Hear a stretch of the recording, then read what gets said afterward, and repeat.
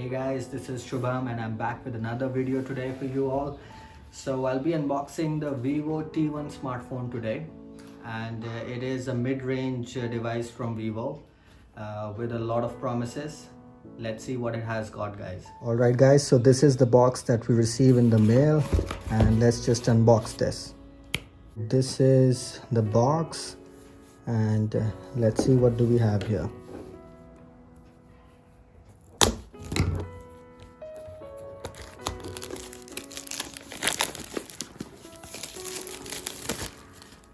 It's a very basic looking box that we get. So let's just open this now. Okay. There seems to be some paperwork, and along with that, okay, there is some important, really important information here, guys. Yeah. And we get a clear case with this one for free. Okay, that's great. Nothing else here but the device itself.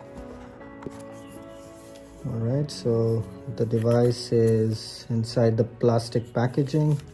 We will just keep it to the side for now.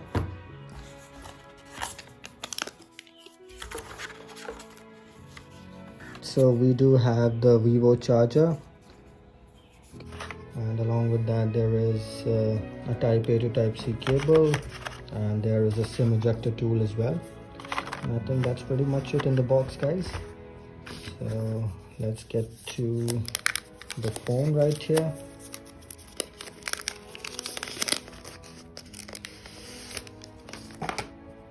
Okay, wow, it's a really good looking device, guys. And the weight distribution is fantastic on this phone. I really like that. This is a polycarbonate bag, guys. It also has squared off edges. This is the SIM ejector tray. The camera bump has also been, beautified a bit with the chrome rings and all. Really like that. This, I think it should be the fingerprint scanner and the volume rocker. Okay. And below here we do have the speaker grill and the charging port. Okay, we still do get the 3.5mm jack with this, so that's a good news. Alright, so let's power this up, and let's see what we have inside of this.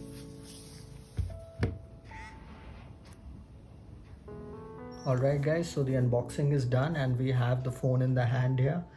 And this is actually the base variant of the phone, guys, which is the 4GB of RAM and 128GB of storage. So I got this phone because I wanted to show you guys why you should go for the base variant, or if you should do that at all. So this is a power centric phone from Vivo, and they have a history of making quite beautiful phones, guys. So, and this one is no different.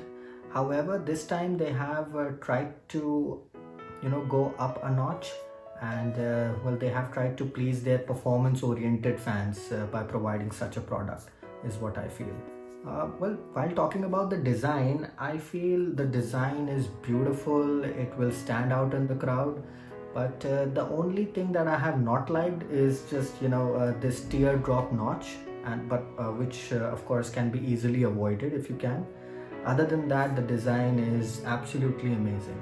Coming to the highlight of this phone is packed up with the Snapdragon 695 chipset, which is a beast of a processor, especially if we talk about this price range. I mean, as I told you guys, this is the base variant of the phone, and I got it only for 14,990 rupees using the credit card discount on Flipkart. The processor has loads of processing power for all your needs, including high-end gaming like BGMI or Asphalt. And there is a turbo mode as well with this device, which Vivo is calling Multi-Turbo 5.0, which optimizes AI, networks and heat dissipation, and it will provide you with a better gaming experience apparently. Well, we will of course find out in this review later, wherein we test the gaming of this phone. The battery life of this phone is at par with its rivals, and well, you guys can see how slim the phone is. and still it comes packed with 5000 mAh of battery here. I don't know how they have managed to put that in here and keeping the form factor so slim, but that's what it is. And in my experience, the battery life was pretty great. I've been using this device for quite a few days now. It's gonna easily last you a day or maybe a day and a half if you are like a normal user, and but still, even if you are a heavy user like me, it's easily going to last you a day. Well, and one night I charged it till 100%, and in the morning when I woke up, it was still at 94. So the battery is pretty good with this smartphone, of course. And maybe the reason is not just the hardware, which is the 5000 mAh. It's also because of Android 12. And yes, you heard it right. This phone comes with Android 12 out of the box. For a phone at this price range, I think that's a very good deal. So let's talk about the display now. And we get a 6.5 inches IPS LCD panel on this phone, which gets bright enough, which is of course good enough in case you want to consume content, even for gaming or for anything at all. I think well, the screen size and the quality of the screen is good enough, and apart from that, as I said, it comes with a 120 Hz refresh rate. So let's talk about the most important feature in any smartphone these days, which are the cameras. So this has a triple camera setup. It has a 50 megapixel primary shooter and a 2 megapixel macro, and then there is a camera for the bokeh. Well, I feel that instead of the bokeh or the macro camera, they could have just given a wide angle lens, and that would have made more sense. But that's just my opinion. But other than that, I think the camera quality is pretty good. It just needs a lot of light.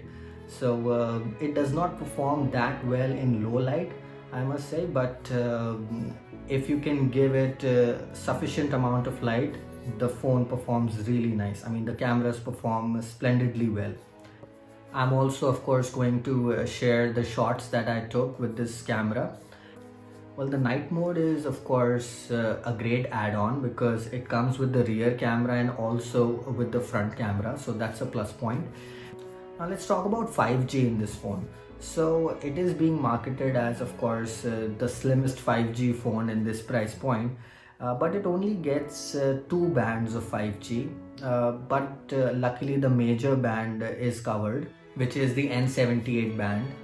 About the audio performance from the speakers, guys, this has a mono speaker setup and not stereo. Even though it has a mono speaker setup, the audio output is just fine. You won't even recognize unless you really would compare it with another smartphone. Alright, so let's proceed to the performance review of this Vivo T1 smartphone. And if you're liking the video, please do hit the like button and consider subscribing to my channel, guys. And thank you very much for all your support. Tap this and that's it. Okay, so the interface is quite buttery, if you see. You know, it's smooth. It's a higher refresh rate screen after all, but there are some of the bloatware here, guys, like you know, Cred comes pre-installed. That's fine, but you know, there are a few apps which you would like, you know, rather uninstall, like this Moj and Moj Lite. Like, what the hell it is. Alright guys, so let's see how the phone performs while gaming. So let's just open PUBG. So there is one thing, yeah, this, you know, it kicks in the turbo when you open a heavy game or something like that. So let's see what the turbo mode in this phone is. Is it just a marketing gimmick or does it actually work? We'll get to see in a bit. Well, it is performing decently well, and let's just hop into the settings and see what all settings are there in terms of graphics.